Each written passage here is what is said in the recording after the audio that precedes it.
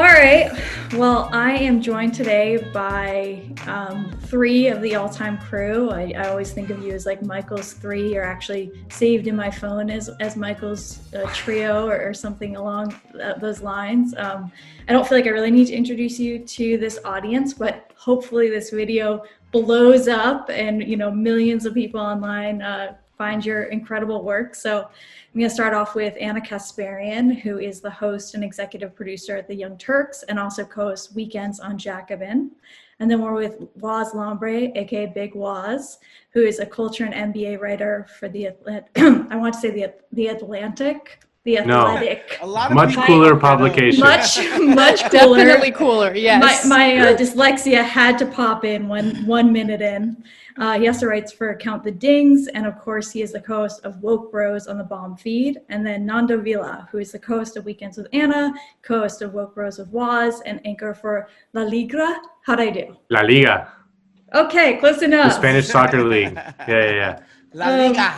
And any bio fluff that anyone wants to add that was a huge blind spot? No, I think you got it. I went with Twitter bios. That felt like what you care about. Yeah. Okay. So nothing's more important than what you tell people on Twitter. So that's kind of was my my rationale. I don't know. I'm so impressed that you all have such strong, consistent Twitter personas that are not mentally ill and have some levity. So good on you for that. So basically, when I think about the work Michael did with the three of you, kind of at the core of his project and how it pertained to all of you was I feel like something that doesn't often get talked about is how focused Michael was on becoming mainstream. And I feel like, it wasn't like it necessarily an ego thing, although of course he had, ambition and wanted his profile to grow. Like it would be stupid of us to like discount the very human side of him, but moving the left towards the mainstream was kind of about how, there's a lot of manipulation and propaganda that's made the left, extreme or, just like impossible to achieve. And he wanted to move away from being a counterculture. And he saw the three of you, and obviously there are other people out there, but I think the synergy you guys all had was that he saw you as people that like are cool and look normal and are easy to talk to and care about sports and care about fashion. And like, there's not this like kind of level of like intellectual, like, exclusionary behavior. So the other panels, we've kind of started off by having people share about what was significant about Michael's work to them. And I feel like you've all gotten to do that quite a bit online. So I don't want to make you have to like trot out your like, top hits of Michael, although please feel free to share whatever. But I was kind of wondering if we could start the conversation about just this conversation around accessibility and the kinds of behind the scenes conversations you're having with Michael about strategy and about making the left accessible. I have, go ahead, Woz. Okay, no, I guess I could say for me, especially because I feel like I came to a lot of this stuff just sort of later than most people, right? Relatively later than a lot of people do. And, I was somebody who just consumed the mainstream stuff. Like I told Anna this, how I found out about Anna was through Chank's appearances on Bill Maher. Right. And everybody who is like, that's the normie sort of edgy, like to normies, Bill Maher is what Chank and Anna and Sam and Mike were doing on the internet. Right. Like to normies is like, this is like progressivism, but like edgy or whatever. Right. And it was towards the end of my consumption of Bill Maher as I and I'm not ashamed to say I used to be myself a normie. I was like, God, I just can't do this shit anymore. But that's how I found out about the Young Turks, right? But what I liked about Chank specifically was that he didn't go on there talking about, what some Russian dude said about leftism in the 1800s. You know what I'm saying? Like he's talking to people in a manner that they can understand, right? About issues that a lot of people understand, and that sort of spoke to me. And I could just say that, like, and that's specifically related to Anna. And like I would see what they were doing online, and Anna has gone viral trillions and trillions of times. And I'm like, yeah, I get it. Like, this is like a more muscular version of what I see nice people doing on MSNBC all the time, right? But I think it's important to speak in ways that people speak, right? Like, I talk to my black friends all the time, like, yo, and because this is a Michael tribute, I gotta keep it real. Like, niggas on my block don't use the term misogynoir. Nobody talks like that, okay? Like, nobody talks like that. And if we want to get people involved in the things that we're doing, we have to, like, I get it. You got 20 advanced degrees from Howard and Harvard and Stanford and all these other places, but like, normal people don't move like that. I read somewhere just yesterday that 38% of the electorate is college educated. That means 62% is not. 62% of people don't understand the jargon you're using and don't care for it. So I think we need to be more conscious of that when we're expressing how we feel, what we feel, why we feel the ways that we do. You know, and that's to me, that's important. That's central to all of this. Yeah, so I think you mean MSNBC because Bill Maher has, I don't know, some sort of grudge against Cenk and will not have him on. So there's some like bad blood in regard to that. But yeah, Cenk would host on MSNBC, and of course he notoriously quit that job because they were trying to censor him from criticizing Obama. But yeah, I mean, his communication style is simple. And I think that's important. And what I wanted to share was actually a behind the scenes story regarding the importance of simple communication. And it was a conversation I had with Michael. And it just kind of shows you how receptive he is to critique, because even as someone who understood the importance of being, easy to digest in the way that you present your arguments, you know, he would fall into that whole pattern of hoity-toity, you know, academic jargon that I don't think is really helpful in appealing to a broader audience. So I remember one day before we went live for Jacobin, we were talking with Kale and we're like getting ready. And I'm not going to lie, I'm still pretty insecure with the Jacobin audience because I have in my head like this insanely academic audience that's like, they have their nose in books all day and they're talking about the dialectic. And finally, one day I was like, Michael, I don't know what the dialectic is. What the fuck is the dialectic?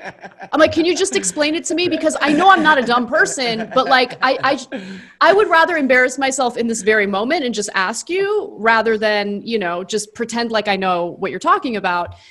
And he actually didn't explain it. I think because we had to go on air pretty soon after I asked the question, but I did notice that he would describe what he meant by the dialectic afterwards without using the word dialectic. Because you use the word dialectic and most people, myself included, are like, eyes glaze over, you're not paying attention anymore. You're like, what is this esoteric shit? Like, can you just tell me what you're talking about? And so he was just really, really good at not only comprehending the importance of a simple message, but also checking himself and being open to people who are, you know, willing to critique maybe even his own communication style. And I was even trying to critique it. I just didn't know what he meant by the dialectic. I've since learned, but I think you guys get what I'm saying. Yeah, no, it's funny to mention Bill Maher because like that's something that Mike and I talked about a lot. I mean, he wanted to be Bill Maher. Like he wanted to take over Bill Maher's show. Like that was a legitimate ambition of his. He's like, I think I could do that job. Like I think I could do that show. And he wanted to do it. I mean, we talked about it a lot. Like I've seen Bill Maher's show being taped a few times, like in the studio. And Mike and I always talked about it. Like Bill Maher, for all that we hate him on various levels, like his politics are awful, is an incredibly talented host. And Mike wanted to be like that in a way. You know, like he didn't want to adopt any of his politics, but he wanted to be like Bill Maher in terms of just pure hosting abilities. And that's something that we talked about a lot, because he wanted to be that mainstream. He wanted to be something like that. He wanted to get on Joe Rogan's show. Like I remember he talking to me. He's like, I think if I got on Joe Rogan's show, like I could talk to him and to his audience in a way that would like get them on board with like socialism. And I was like, yeah, probably, you know, I believe that. But he wanted that because he recognized that that's where people were, and he wanted to meet people where they were. He was never gonna be like, Joe Rogan said something problematic. You're problematic. You know, like, are you crazy? Like, bajillions of people listen to his show every single week. Like, what are you gonna like? And that's something that he understood kind of intrinsically in his bones. That one of the more damaging strands that has come onto the left in the last, say, 10 or 20 years is to sort of fight these battles around stuff that people like and is basically harmless. And a lot of that stuff has to do with like culture. And like, I mean, this isn't a specific example that I spoke to him about, but like something like, you know, saying that if you listen to Baby It's Cold Outside, you're participating in rape culture, you know, like, like, yeah, come on, like totally just get over yourself. Like, I'm sorry. Right. Like, you know, you're tying yourself into a pretzel by like trying to convince someone that because they like that Sinatra's version or something that they're participating in rape culture. You know what I mean? Like, I can just hear me absurd. Like, you're like participating in rape culture. Yeah. You know, and it's he saw how destructive that was. And, you know, Woz, you mentioned the percentage of the population that doesn't go to college. All that stuff that is basically comes out of the college campus experience. Not just like the activist on college campus, just everything about college as an institution. You know, I went to college. Like I can't claim some sort of, but it's designed to shut people out.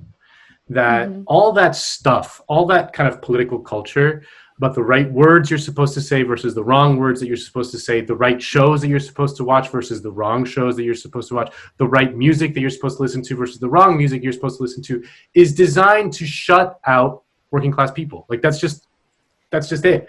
And that is something that Mike understood in his bones as someone who grew up very poor, but also went to college. Like, he saw that very clearly and was horrified by it. I mean, just absolutely horrified. He saw how destructive it was, you know, how antithetical to a real left culture it was, because it shuts out the people who are the left is supposedly trying to emancipate, which is working class people. So yeah, I mean, that's something that we spoke to a lot.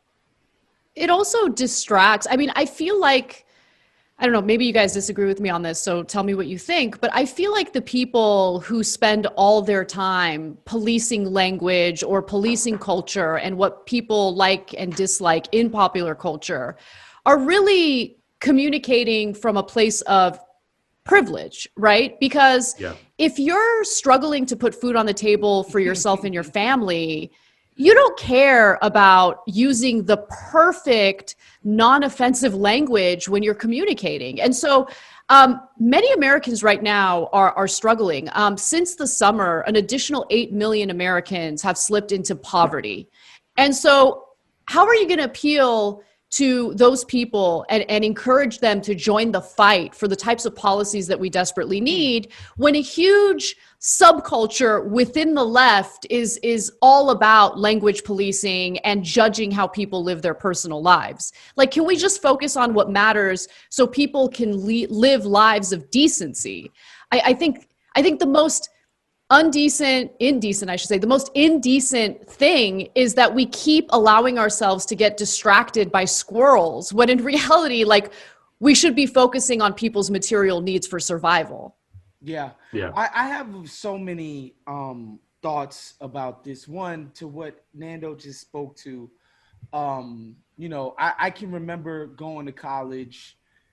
I can remember college, like, not only like intellectually and mentally and emotionally isolates you, it's physically you're isolated, right? Like I Yeah. moved to Pennsylvania, right? And that's unique to America, by the way.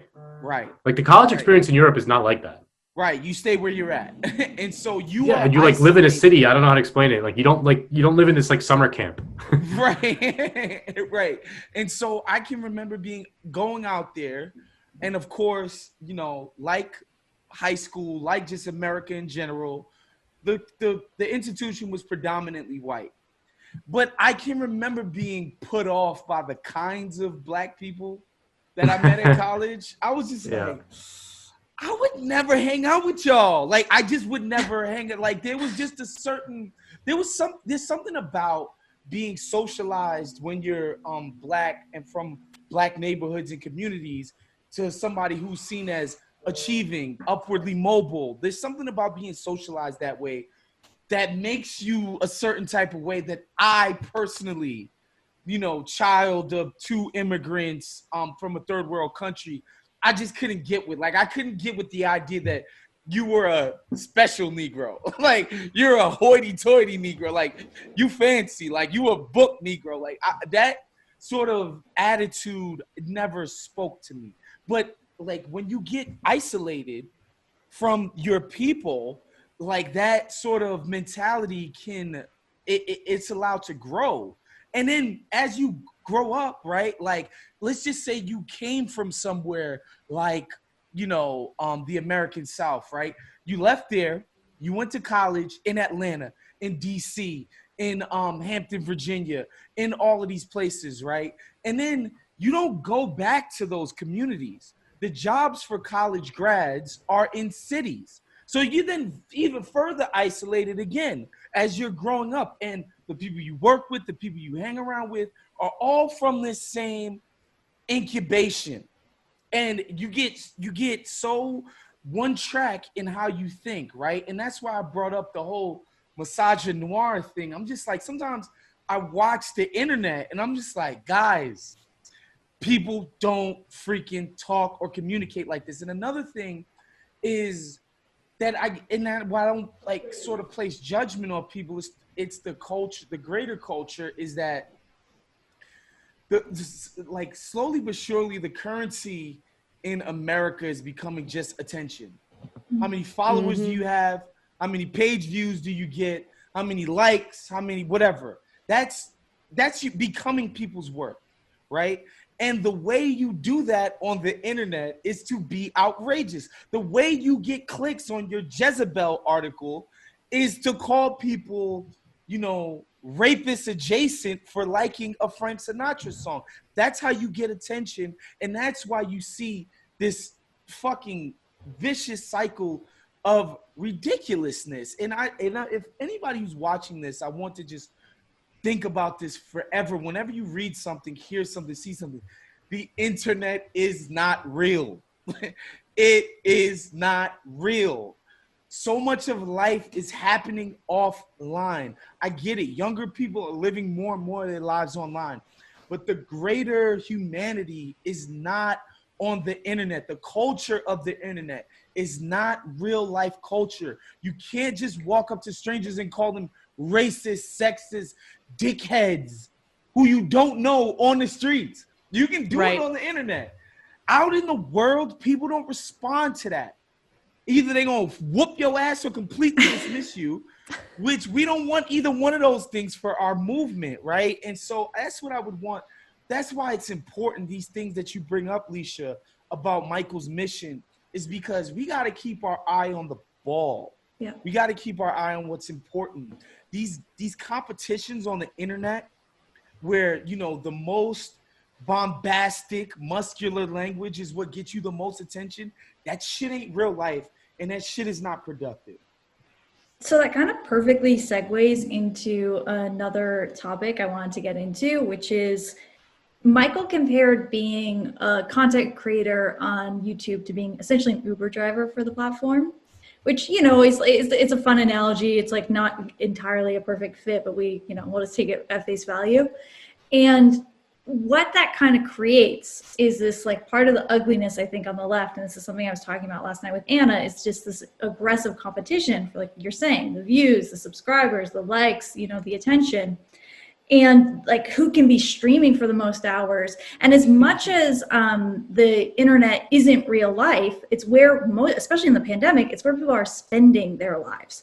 And I'm curious, and this is like kind of a question that's like been kind of just percolating in my brain recently. I don't usually use big words. I don't know, percolating's one I have down. Is that a big word? Anyways, I'm wondering if you all think that there is any hope or possibility that there's any type of organizing the online left.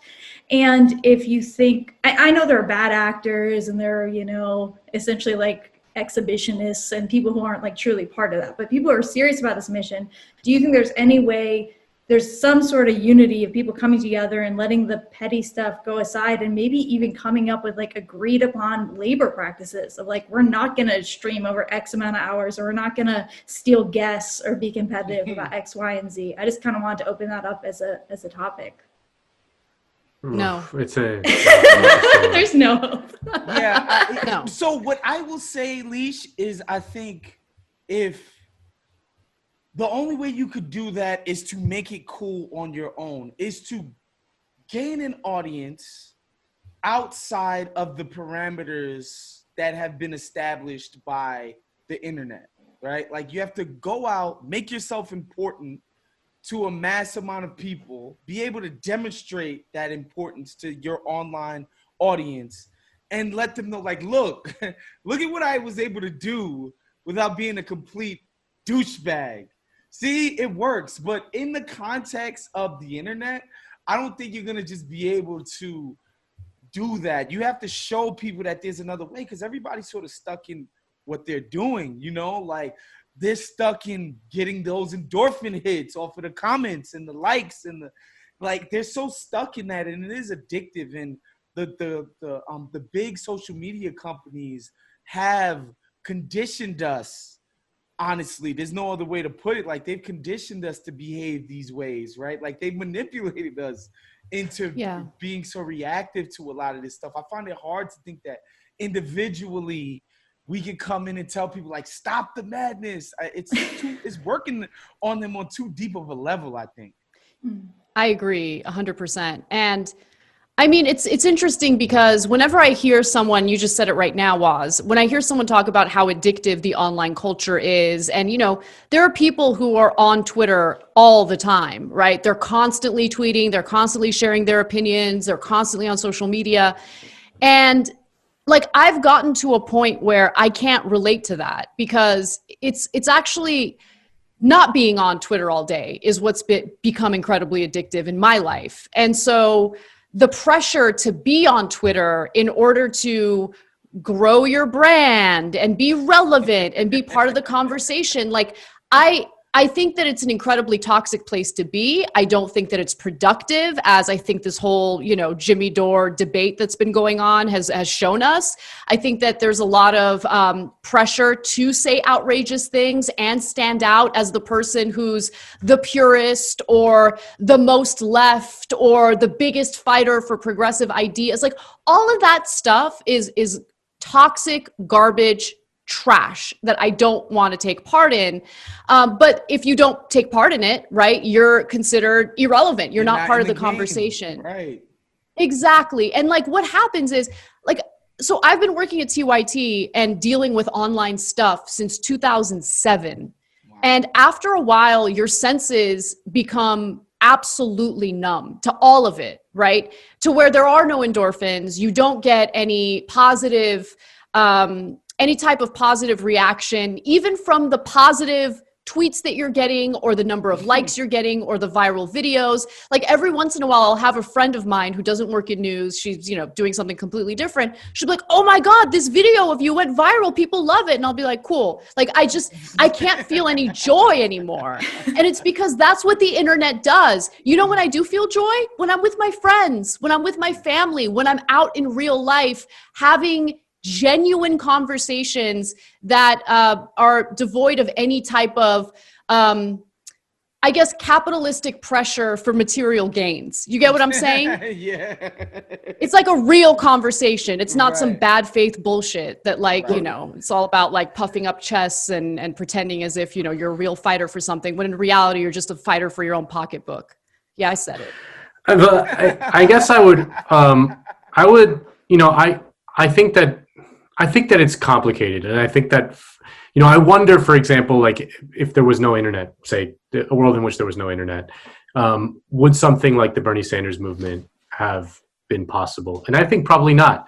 You know, I think that I can imagine a world in which there was no internet and Bernie Sanders ran for president under the same exact conditions, and he'd just be Dennis Kucinich all over again, or he would have been Bernie his whole political career, just the kind of guy who was on the fringes and on the margins, rather than a guy who was able to insert himself into mainstream American culture. And I think that the internet was absolutely key in that. We've seen just how captured our media institutions are, how dominant they are in American life. Cable news, the newspaper, you know, all that stuff, the sort of mainstream media, and how they're just, the left is completely shut out and no hope of ever kind of taking those over. So that's one thing that I'll kind of say is complex. Like I think that the internet, you know, has tons of problems and has created tons of problems in the society. But I also do recognize that to the extent that there is kind of a resurgent, quote unquote, left in the United States, the internet and the sort of independent media ecosystem that has been created by the internet, things like, you know, several podcasts, YouTube shows, Jacobin, all these things wouldn't have been possible without it. And then with something like the sort of the Jimmy Dore thing, you know, on the one hand, obviously the incentives in the online very much kind of favor those things. But on the other hand, if you read about like the Spanish Civil War, there were versions of the Jimmy Dore fight like going on in the Spanish Civil War while there were like bombs falling on people. They were like arguing over like whether, you know, this specific brand of Marxist-Leninism was the appropriate you know, theoretical tack to take in this, or whether like anarcho-syndicalism was going to be the, you know what I mean? Like while freaking, you know, bombs, Nazi bombs were falling on their heads, you know, like, but there is something and to be fair. And to be fair, the discourse taking place right now is very similar in its, you know, like in-depth intellectual like considerations. Like that's exactly what's happening online right now. I don't mean my it like point that. is, hold on. No, I know you don't. I don't. But let me also just make a quick distinction. I don't mean to interrupt you, but I do want to make a distinction. There's a difference between the internet, you know, helping to amplify ideas that are completely ignored by corporate media. And then there's organizing. And I just don't think that the internet has proven to be a reliable or even in any way effective avenue to actually organize for real change. Again, it's a good way to amplify ideas that are being ignored. But at this point, I'm convinced that that's pretty much it. Oh, I agree. And I think that you can't have one without the other, you know, and I think that that's where that's the task going forward, is how do you translate this into, you know, real life, in-person institutions, organizations that can have it. But there is something to be said about kind of political education, you know, things like, I mean, like for me, like an institution like Jacobin, which I think, you know, Michael was a huge fan of, and saw like how important it was, as like there has to be someone kind of trying to be the intellectual vanguard of this kind of thing, you know, that's been true of like successful basically libertarian movements throughout history. I mean, and this was something that Mike was a big student of, right? He loved studying the liberation movements in Africa and in Latin America and all these things. All of those successful anti-colonial movements had kind of an intellectual vanguard element to them. Like, you know, like it would be hard to imagine them in the way that they happened without Karl Marx, for example.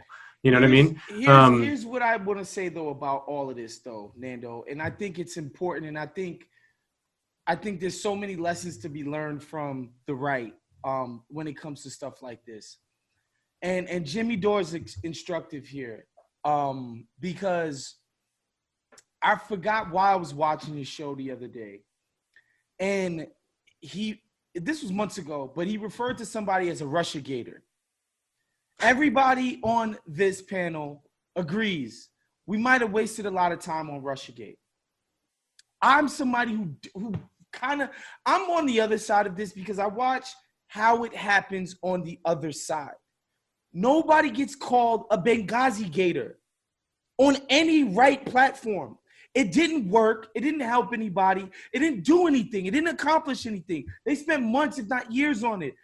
It didn't work, but we understood what the point was. And so we move on. Let's get back to continue to winning. Nobody talks about chasing Bill Clinton's dick around. Nobody talks about Whitewater not working. Nobody talks about it on the other side. They don't talk about the bloodbath they took after the impeachment stuff. They just get back to winning.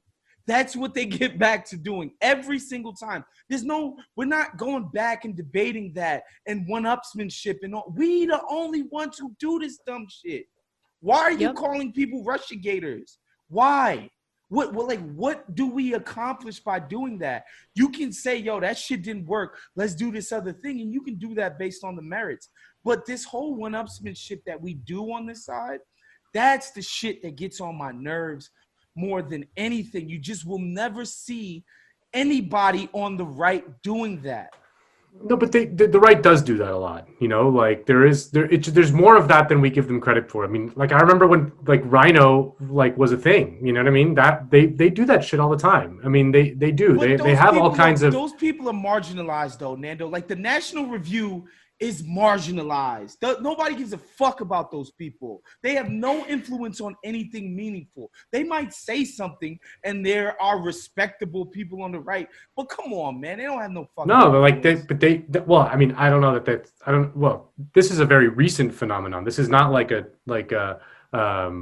thing that has happened in the past. But even today, I mean, like.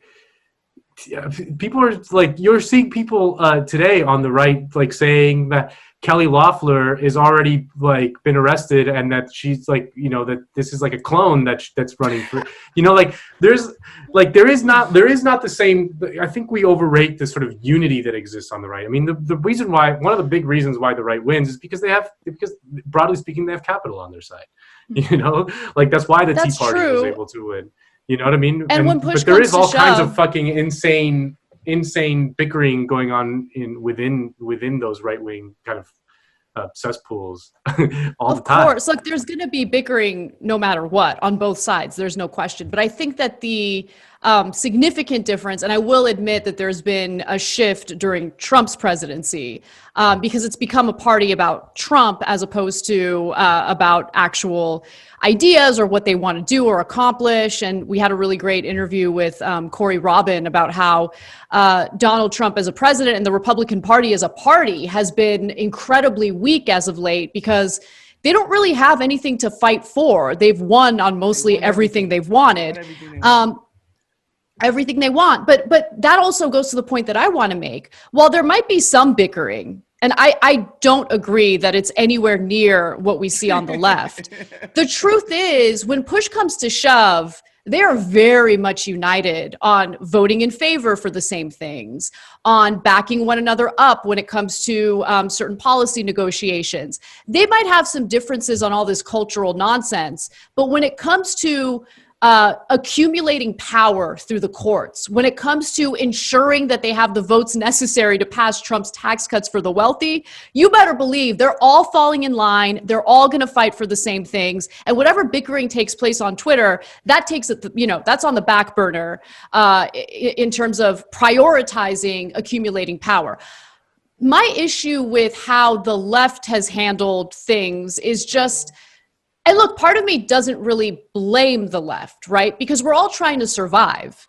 And so we're all functioning under capitalism where we're fighting one another for this like made up scarcity, right? And so that's why you see, Look, there's a reason why someone like David Sirota wants to have a calm, rational debate, like a real debate or a real conversation about solutions. Like, what can we do to pressure Democrats in Congress to hold a floor vote on policies that we genuinely want? Okay, that's a super interesting conversation. But I think that there's a very real reason, a very material reason why as soon as David Sirota is trying to share his viewpoint, Jimmy Dore just shouts over him, doesn't let him speak, and then proceeds to completely misrepresent what David Sirota is saying. It's because he's puffing up his chest, trying to show the world that, no, I am the only progressive. I am the only one who is willing to fight. I am the true warrior here. That's his thing. That's his thing. And then you go to his YouTube page and 100% of his videos are all about going after the squad, going after Democrats, all during a time when Donald Trump is attempting to, although it was clownish, attempting to stage some sort of ridiculous political coup. Can we get one video on that? Just one. But no, that's not his brand. That's not his brand. I have to admit, I've never watched the Jimmy Dore show. Like I don't know anything about it. Congratulations, because apparently I had no idea. But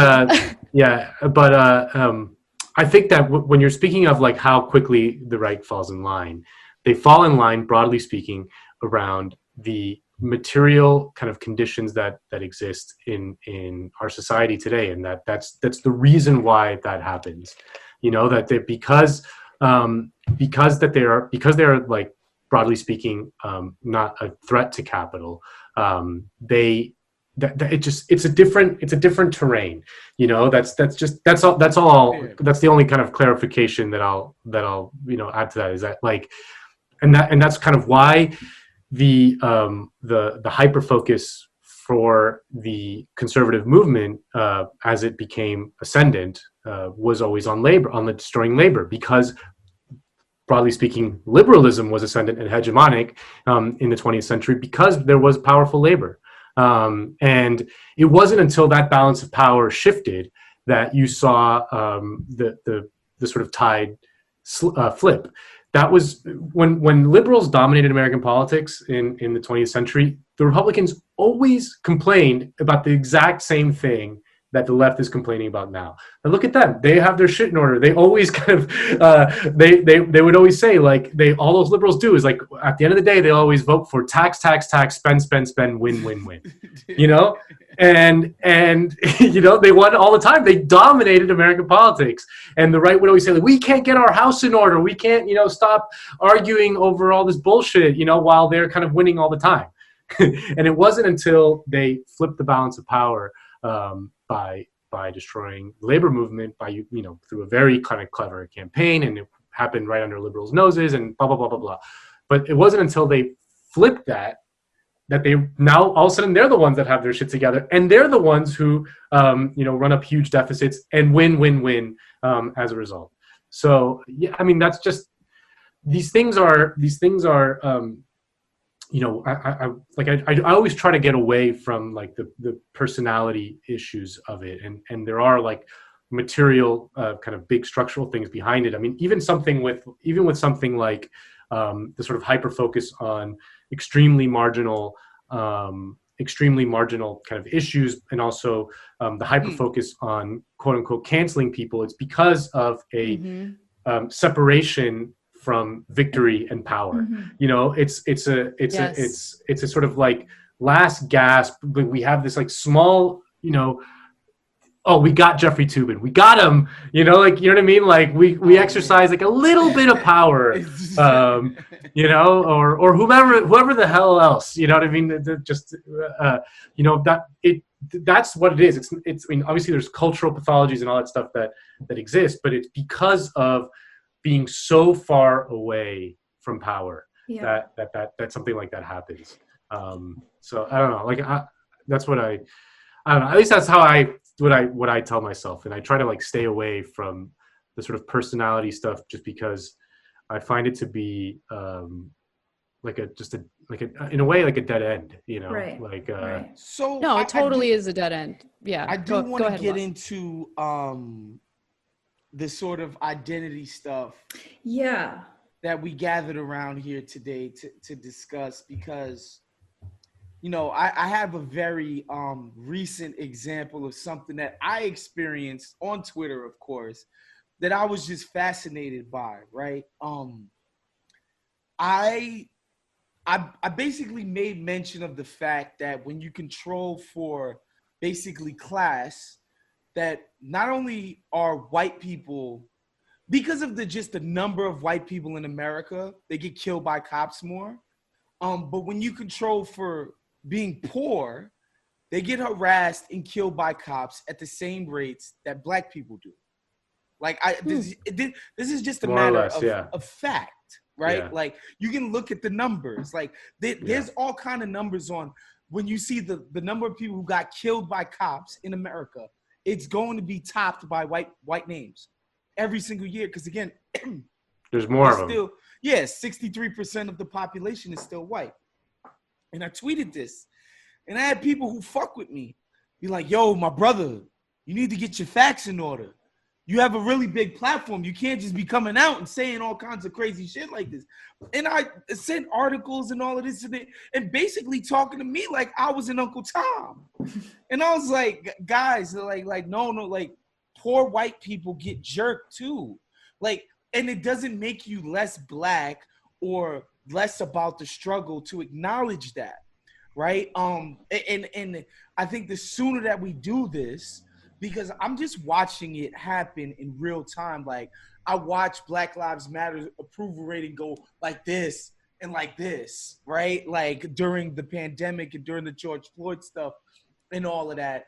They've set it up so perfectly for them to hate us and for us to develop a very similar hate towards them very blindly, very easily, for us to go out and cheer Hillary Clinton for calling half of America deplorable, for not wanting to vote for her, right? Like they set it up for us to not only watch our destruction, but cheer for it.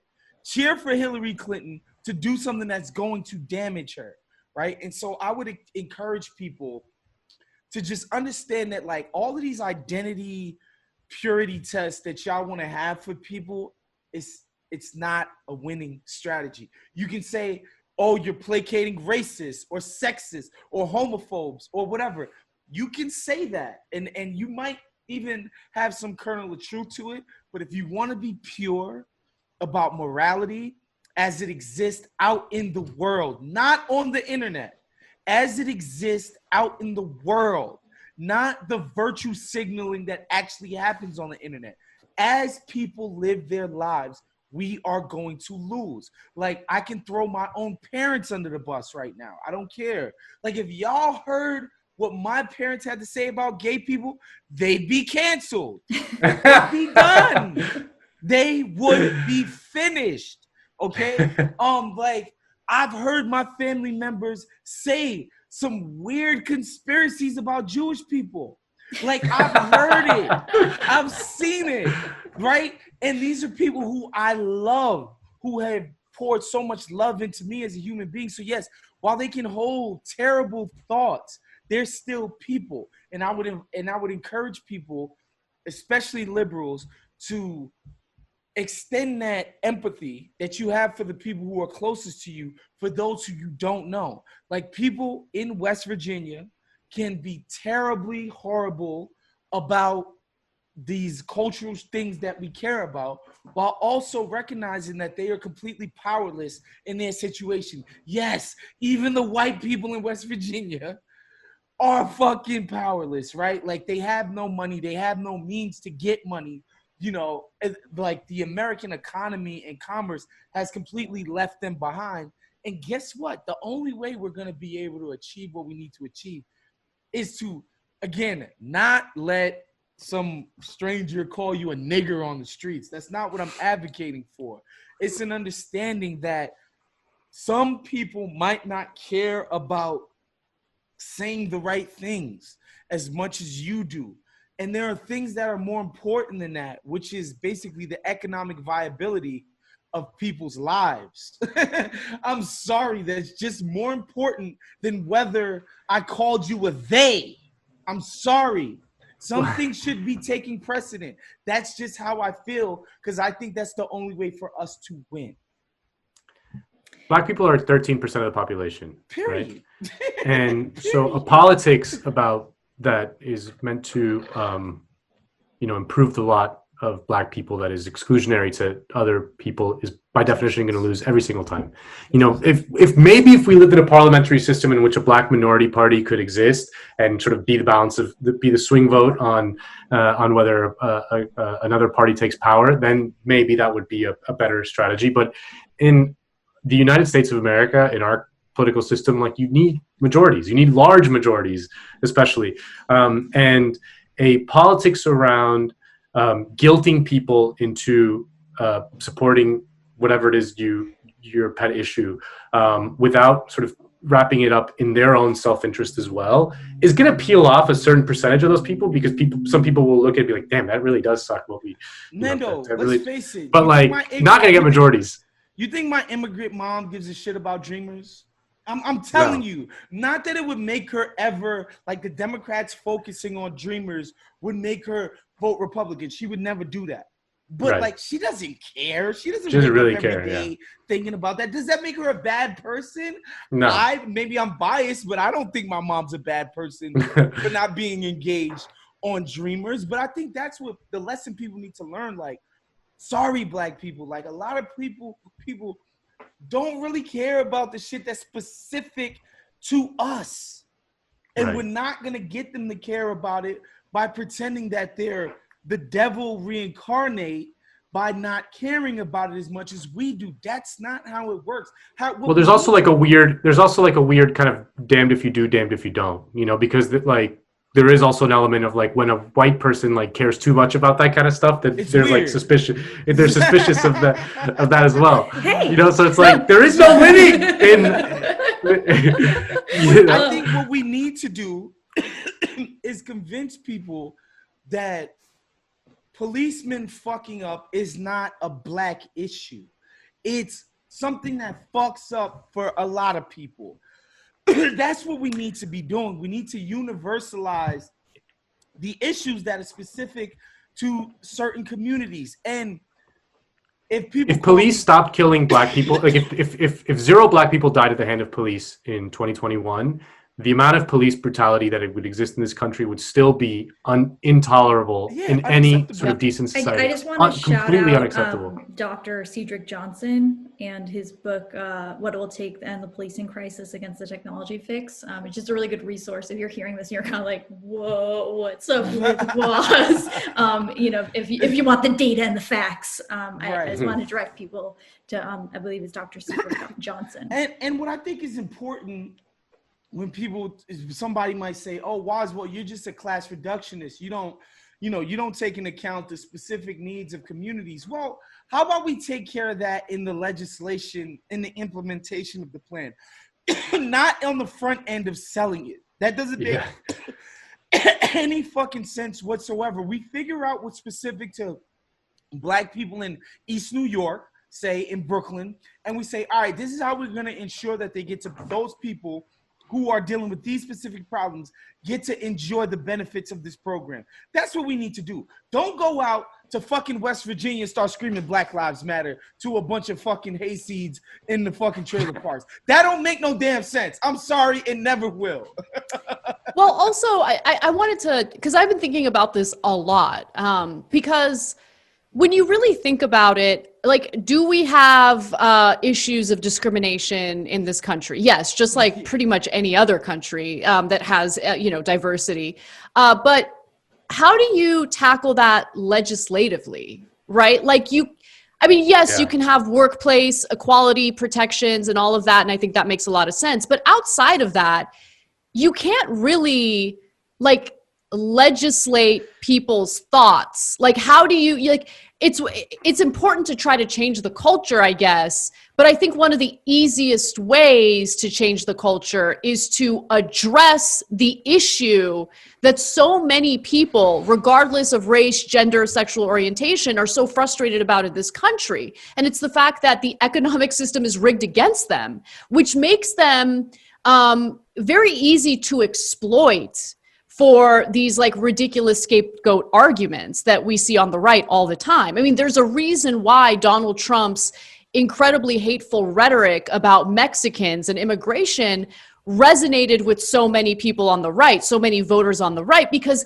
they're looking to make sense of what's happening to their lives.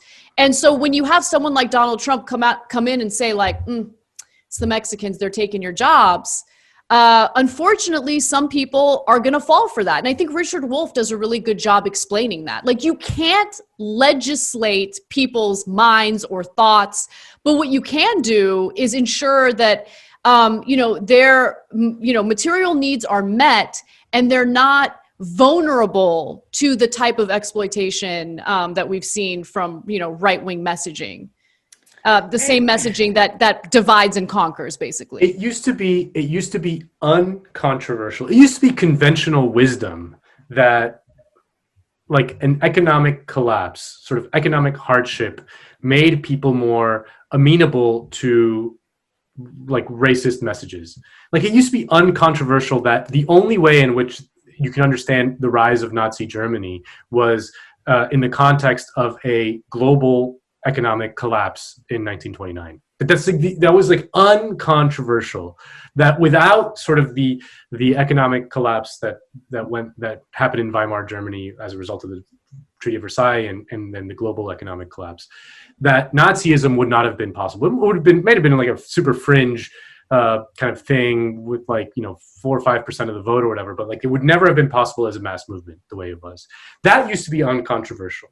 The other thing that used to be uncontroversial, and I know it's corny as hell to like bring up Martin Luther King, but like no one would accuse Martin Luther King of like being some sort of class reductionist, but like Martin Luther King led with very universalist messages around our shared humanity and shared human emancipation, and concretely was like incredibly focused not just on Black oppression in the United States, but also Vietnamese people's oppressions in Vietnam and poor white people's oppression within the United States. He was like, he did not like ignore those things. He tied them all together into a sort of universal oppression because Martin Luther King was a socialist. Exactly. But like that used to be like uncontroversial, that Martin Luther King led with these kind of universal messages, that pretty much resonate with basically everyone in the world, like for that very reason, to sort of partition the society into like these hyper micro target of communities, whether like, it's like, I mean, the big thing within like the Hispanic world is like Afro-Latinos, which like, yes, of course, like they're a very real, very real population. They're very much ignored in media and things like that. But like, what kind of politics is gonna elevate them that only kind of speaks to them? Like, it's always just gonna be I don't know, like a roundabout. Like they're just gonna be running in circles. Like it's never gonna transcend that. Like you need these universalist messages to get large majorities on board with your political program. Like, I mean, it shouldn't be controversial, but it's become like incredibly controversial, and it's one of the most destructive things that has happened in recent times, because like, I don't know, like there's sheer numbers to work with, but we need large majorities. You know what I think the problem is, Nando, and people can agree or disagree with me. I just honestly think so many, and I think the proof is in the pudding, honestly, with this. I think so many minorities have elevated to elite strata and have become influential in those places that they don't care about the universal appeal of certain things. It's about what appeals to people who are like them, upwardly mobile. It's like, you know what? Yes, I'm still Black, so at the workplace, I want y'all to have respect for Juneteenth and Kwanzaa. Yeah. But like all the shit that matters for the people back home, I don't really care about that.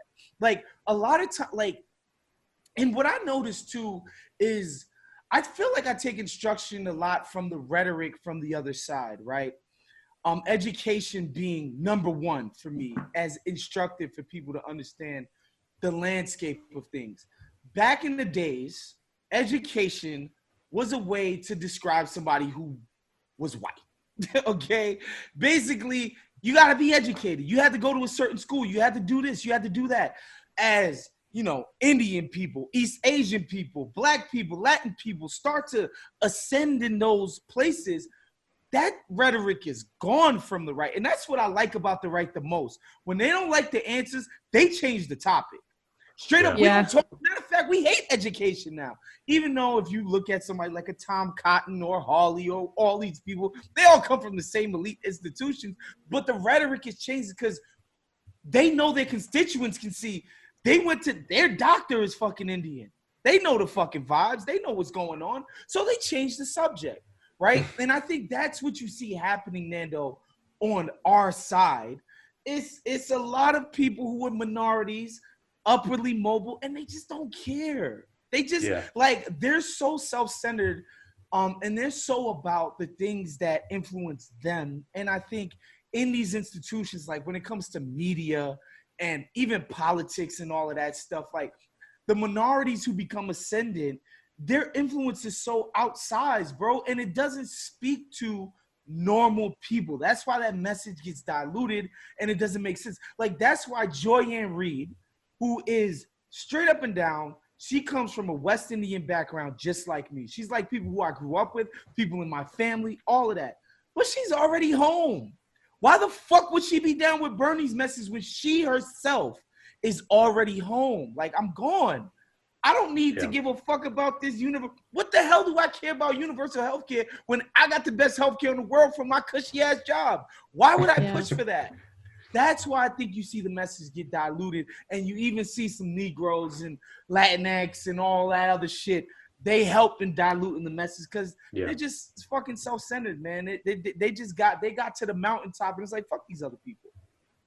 So, sorry to keep bringing it back to the internet, but I am just sort of a little fixated on it because as much as like everything you're saying 100%, it kind of goes back to like the, percentages of population. It's like who's on the internet, who's on Twitter has just this bigger voice and everything, even if that is a relatively small portion. I don't know the percentage of Americans that actually are on Twitter. I would imagine it's small. Tiny. Yeah. It's very small. But it has huge influence. No one's on Twitter, thank God. But it does have large influence in campaigns and in who runs and in who wins. Yeah. And so, and the culture of it, I had this interesting conversation with Joshua Kahn Russell a few days ago where we were talking about how, like, historically, when you were part of the left, everyone was part of this movement. And only a handful of people, like Martin Luther King Jr. or like really talented, public speakers and were interfacing with the public, would be standing up to the mic. And that was their job in the movement. Other people had more behind the scenes. Now everyone who's online is suddenly interfacing. It's their job to publicly take down their Trump uncle. It's their job to virtue signal.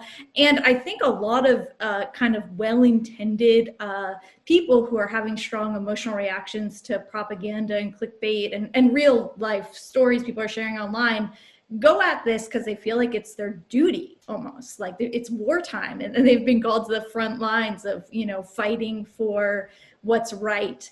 And I'm curious if any of you have thoughts on kind of like, it's a couple topics here. It's sort of the difference between virtue signaling and like raising awareness, because we have seen at turns, we can't just wholesale say like there hasn't been times where the internet has helped, actually shift things in a positive way. Or, I mean, they might be small, but it's happened.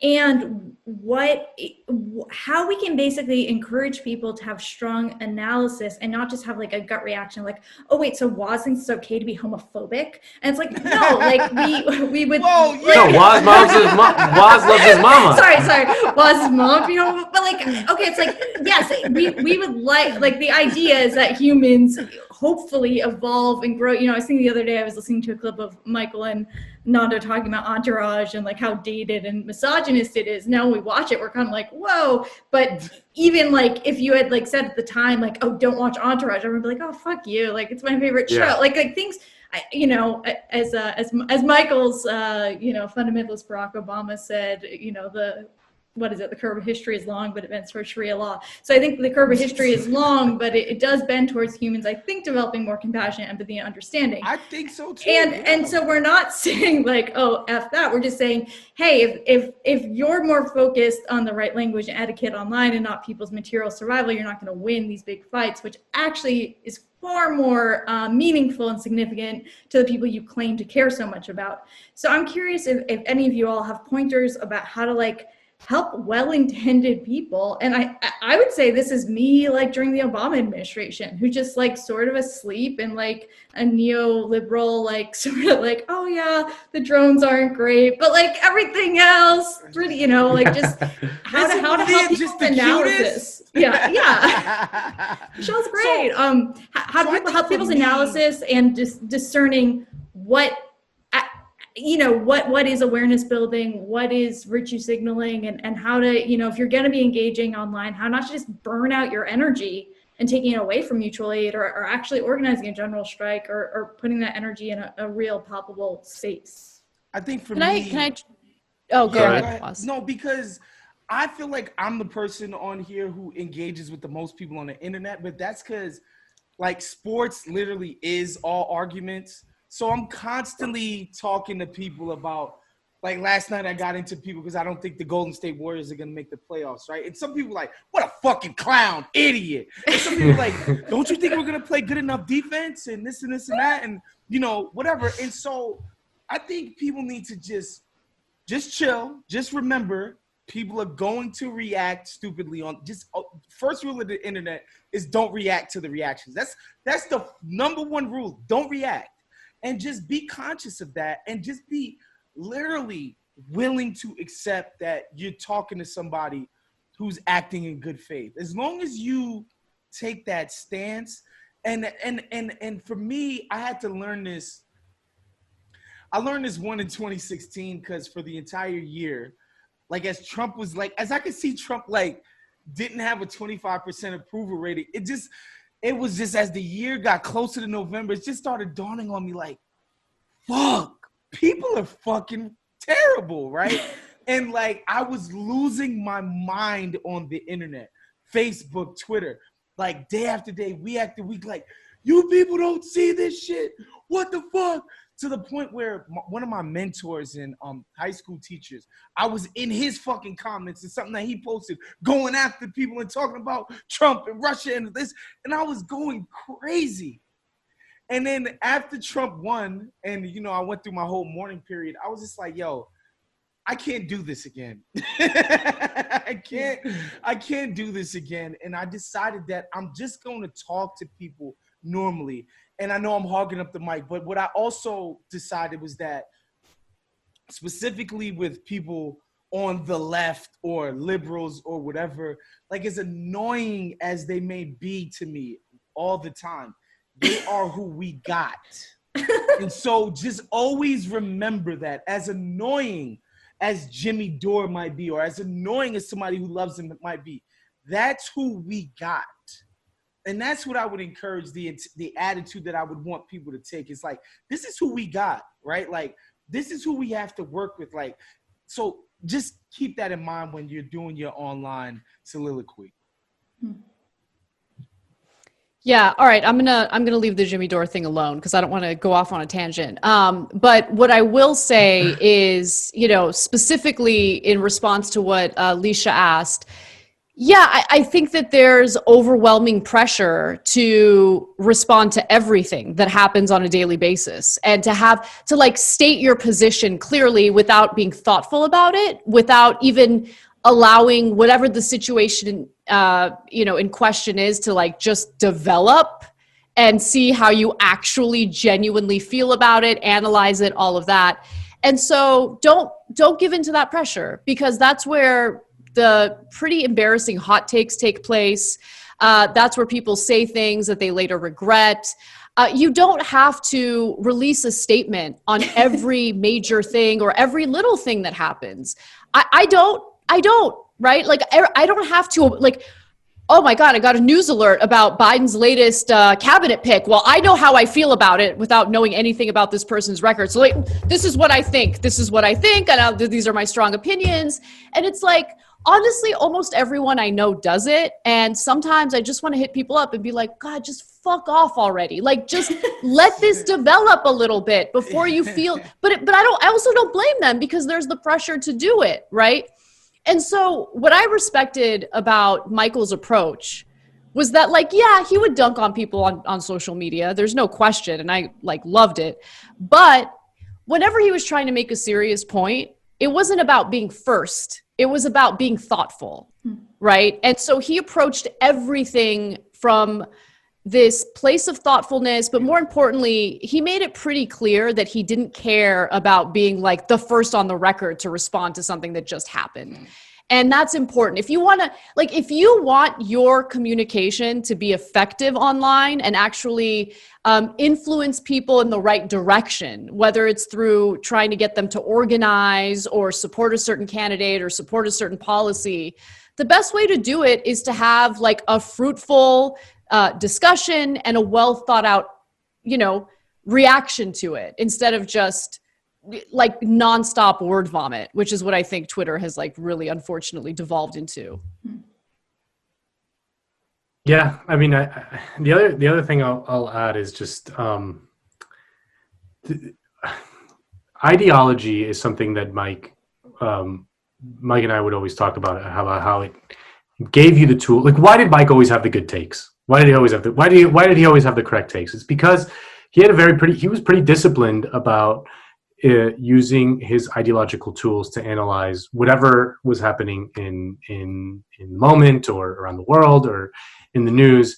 And it's not necessarily, you don't have to be like as well read as Mike was to really, it helps, but you don't need to. I mean, basically, if you kind of understand that the divisions in our society are real, but they're not as important as the divisions between bosses and people who work for a living. and if you kind of always bring it back to that, at the core of whatever you're analyzing, any issue, anything, literally anything, if you kind of try to see it through the lens of, bosses versus people who work for a living, you'll get a pretty good, you'll go a long way in having the good takes.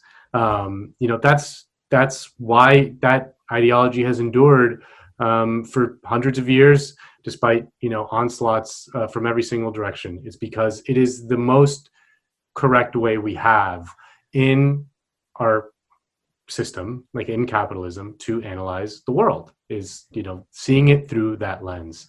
And that's what I always try to bring whatever controversy du jour is. Like, if people talk to me, I mean, I'm not gonna talk to them about like some theoretical thing, but just try to like frame it in Nando, the aspect that people can understand in their bones. We actually have a great example of this. For our company, we did a Christmas party, virtual, for a bunch of our fans, and on me and Nando's panel with two other contributors to the company, the tubing thing came up, right? Yeah. And the tubing thing is beautiful because it illustrates two things.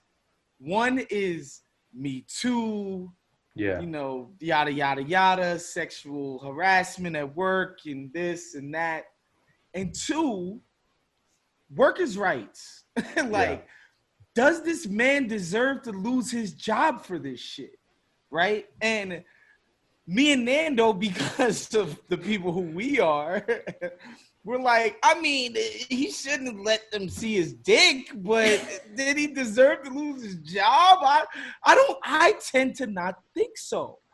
No, he didn't deserve to lose his job. Like, I'll say that as a woman. He didn't deserve to lose his job. Okay, our jobs require us, now that we're all working from home, if we're lucky to have a job, require us to be online 24/7. 24/7. Okay, all the fucking time, with the PMC breathing down our necks, telling us that we have to have another goddamn motherfucking meeting about nonsense. So homeboy wanted to have a little intimate moment with his lady friend. Okay, how about let's not have a dumbass meeting about the election simulation and let people fucking live their lives a little bit. Okay, how about that? This is not a situation of a guy who pulled his wang out and tried to sexually assault one of his coworkers. This is a guy who made a giant accident. The embarrassment, honestly, is punishment enough. And I just find the whole situation disgusting. Anna, and if people on the left want to come at me, come at me. But let's keep it real, right? Our work lives have become incredibly intrusive. And I think that's where the story is, period. Yeah, but Anna. But it was funny, Waz. It was funny on that panel. They looked at us like we were fucking saying, and these are our like we were speaking an alien language. Well, because you guys don't get that it's a Zoom rape. Fuck off. Not you, Lisha, but anyone who makes that stupid ass argument. It's so insulting, by the way, to rape victims. An unsuspecting woman might have saw a dick. Yeah, they can't. Just like, look, this is my problem with a lot of and this goes at the heart of what happens, especially online. Like, women can't both be superheroes, the greatest thing that ever existed, autonomous and you know, like in charge of who they are, and girl these bosses, people, girl bosses, and have to faint at the side of a dick. That don't make no sense. Those things are intention, and they don't realize that. It doesn't make any sense to me. Well, it's like what Anna said about Elizabeth Warren being like, I can be the first female president.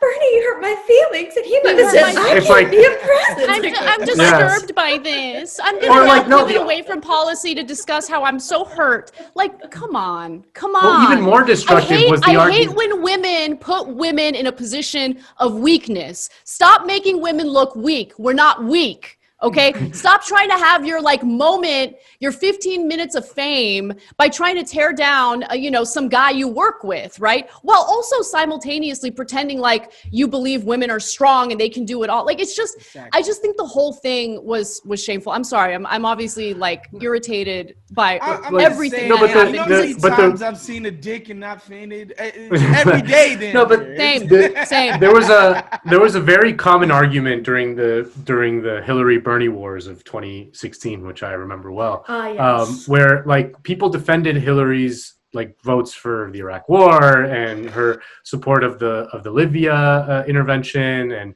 her support for the coup in Honduras, all these kind of hawkish positions. They were like, you don't understand because you're a man. And if you were a woman in that position, you'd understand that you needed to look tough so that people didn't accuse you. And I'm like, okay, well then the upshot of that is that we can never elect women to be leaders. If they're if they need to do all these bad decisions in order to appear tough, then we can't elect any women. What kind of thing are you arguing? You're so stupid. It's so counterproductive and such a terrible argument, and I hate it. Here's what I believe. Okay, I'm from the old school. No, okay. You go out and punch people in the mouth. Number one. One of my favorite audio things. Anyway, so I genuinely believe in equality. I want to be in a room full of men, and I don't want to be treated, with kid gloves. With kid gloves, exactly. I find that so insulting. I also, to be quite honest with you, do not want to get the upper hand over a male peer in the hiring process because I just happen to be a woman. That doesn't make me feel good about myself. I want to go in there and I want to make a case for why I'm the best candidate. And I want to get chosen because I'm the best. And I want to be able to debate with a guy on a debate stage without anyone feeling like they need to treat me with kid gloves. To me, that's equality. Equality is not, okay, I want the same opportunities, but at the same time, I want you to treat me a little better because of X, Y, and Z. No, don't treat me better. Treat me equally, right? Here's where my and that kind of message resonates with most people.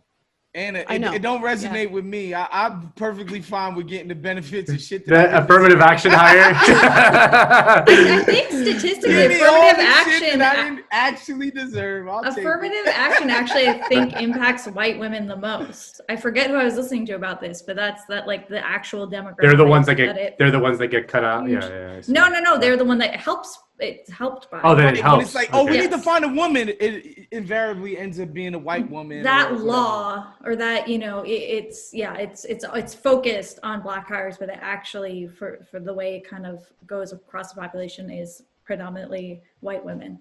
Wow. really interesting stuff over here. So I think we're kind of getting to the end of our time. That was, I would love to spend the rest of the day here. Well, actually in person doing this, but with all of you. I was just going to close, read just the final 2 sentences. I shared this text message with Anna when she came on the show back in August. It was kind of like this long text Michael had sent me about cancel culture, but I just printed it out earlier, and I think kind of like the very end of it kind of encapsulates what we've been talking about today. So I just wanted to read it. Was there anything else any of you guys wanted to say before I did that? Or no, okay. That's good. So, I'll print the whole thing probably in the show notes, but Michael said, "The task is love and awareness, and I'm here for it. A conversation about toxicity, online culture, and the necessity of becoming accessible and normalizing are very serious and urgent needs. Identity politics is the quicksand trap that often stands in the way of that." And that's kind of it. I appreciate how brave you all are. I'm not like trying to be like, I'm so brave, but really it's like it's a witch hunt out there. No, but it is definitely it can be. What's so crazy, Lish, too, is that like I've been becoming slowly radicalized against my own racial identity and the notion that it even exists in any meaningful way, like throughout the entire pandemic, right? Like when I tell people like, yes, Black people do exist in this one way, especially here in this country. It's about a shared experience. That's what it means to be Black. That's what the commonality is of somebody in New York City. A social construct, which used to be, again, non-controversial. Exactly.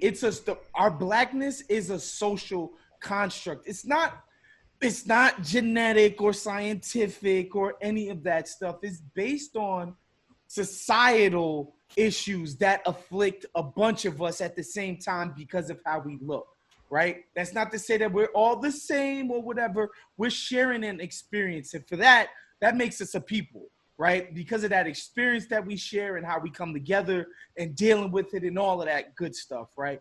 But I read Nell Irvin Painter's book, The History of White People, and how she just basically shreds the concept, the notion of it just makes no sense whatsoever. Like white people like to trace their genealogy to like, the ancient Greeks and the Romans. Is like, no, these people were nomadic. They were moving around. They were doing this. They were doing like this concept. There is no such thing as a white identity. There's nothing. It's fake. But they're trying to create it. The people who try to create it are the ones you got to worry about. Right. Traditionally speaking, white people are made out of pigs. Yes, white people were grafted from pigs. That's something Michael taught me. I was very young. On the Greek island of Patmos. Shouts to the 5%ers and the Nation of Islam. And if you guys want to know more about that, listen to any of Wosny's tributes about him and Michael's original connection. Yes. I want to go to Patmos one day to visit the land of the first white person ever. But no, and I share this anecdote all the time, which, people can take with it because it does tie into this identity thing. And there was a point where Jay-Z, who's affiliated with this fringe, he used to be anyway, this fringe Nation of Islam group called the 5%ers. They used to be really popular in New York. It's basically about like Black identity and pride and all this other shit, like, that Pythagoras stole that fucking equation from ancient Egypt and Black people and all kinds of shit, right? It's about Black identity. And one of the core tenets of it is the idea that white people were invented 7,000 years ago on the Greek island of Patmos by an evil Black doctor, I'm pretty sure. Who grafted white people from pigs and other animal parts, and he bred this hyper-aggressive race of humans. That's text in that culture, right? 5% of Nation of Islam stuff. And I remember Jay-Z wearing a lot of his 5% of chains and like clothes and shit. And me and my cousin at the time being blown away, like, yo, Jay is like, he's like hobnobbing with the ruling class. Like the idea that he would still affiliate with this is crazy, but white people don't know about it. So it's like, whatever. And I went through this little rabbit hole about 5% as Nation of Islam, whatever. And then I read an article in like I don't think it was National Geographic or something, but basically the article said that white people essentially popped up in Germany, what's present day Germany, 7,000 years ago. And I can just remember laughing my fucking head off that this crackpot Nation of Islam theory lines up with shit that like actual archaeologists actually say. There you go. It's the most hilarious shit. I say all of that to say that all of this identity shit, like it's important in how it functions out in our world, and we need to do better at it, and we need to combat certain things, but it's not real, y'all. Yeah. It's not real. Well, also, like, I mean, just in a lot of the identities that are quote like, you know, kind of created in a lot of the liberal discourse, like if you ask the majority of those people, like of the people of the actual identities they claim to be speaking for, like what they think about all this shit, they look at you like you're insane. You know, they don't like this shit, you know? They don't. Like it's an elite project. I mean, it's 100%, 100, you know, and it's you know, actual working class kind of minorities don't buy any of this shit. You know, they don't think Chappelle's problematic. I don't know, like you know, they don't care about any of this shit. It's just a fully 100% top-down elite project. I mean, that's just, and it's so obvious. It's so obvious, but you know, it's and very, it actually can be counterproductive when it comes to what it's like alleged stated mission is. And I know this is anecdotal, but I do want to share it because it like just kind of helps crystallize what I'm talking about. You know, my sister-in-law was really upset one day because I don't remember which news story it was, but something happened in the news. I'm sure it was something involving police brutality and, you know, a black man, you know, getting shot and killed. And I don't know what possessed this teacher to talk about it in an elementary school class. Like it was in like literally second grade. And my nephew's best friend is a little, you know, black boy. Like they've always been friends. They always got along, you know. And what was really interesting is they never really noticed like their differences in race. Like they're kids. They like to play kickball. Yeah. They like to have a good time with each other. And so this teacher felt the need to like talk about this pretty horrendous story, if I remember the details correctly. And then they got into a discussion about race and racism. And so my nephew goes home and just starts asking a bunch of questions. And he just became much more aware of differences between himself and his friend. And my sister-in-law was upset because she's like, why can't they just be friends and enjoy one another? And you know, obviously when you get older, it's important to know like this country's history and all of that. But right now as kids, like these two love each other. They do play dates all the time. Like they don't have to think about this awful, horrendous stuff right now. Like just let them enjoy each other's company and know each other as people, right? And I think that's a really interesting, an interesting argument. Yeah, I mean, racism is real, race is fake. Like it's just like racism is a thing that exists in society. That's a good one, but like this idea that there's like some, you know, you can measure someone's blood, you know, or like, you know, you get into some weird shit when you start going down that path, you know, like, again, it used to be uncontroversial that race is totally a social construct, you know, and certain people are like just so blended that it's impossible to even, you know, like, I don't know, does a white Mexican versus like an indigenous Mexican, like, do they have some sort of shared cultural values? Like, yes, of course. Like, does the white Mexican who then, you know what I mean? You're going to talk all kinds of weird things if you start kind of going down that path. Obviously, like, this isn't to say that racism is some sort of fake thing. It, of course, exists in society and is a very pernicious and real thing, but it is based on a lie.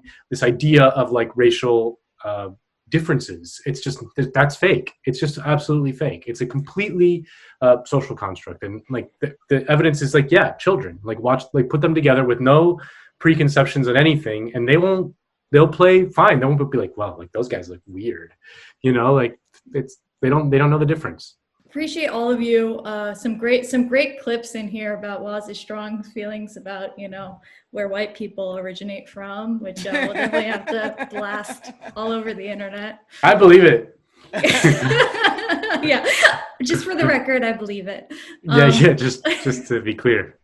All right. Want to be clear? I believe it. Love you all so much. Hopefully, these conversations can continue. Later. Hey, guys. Y'all. Later, y'all. All right.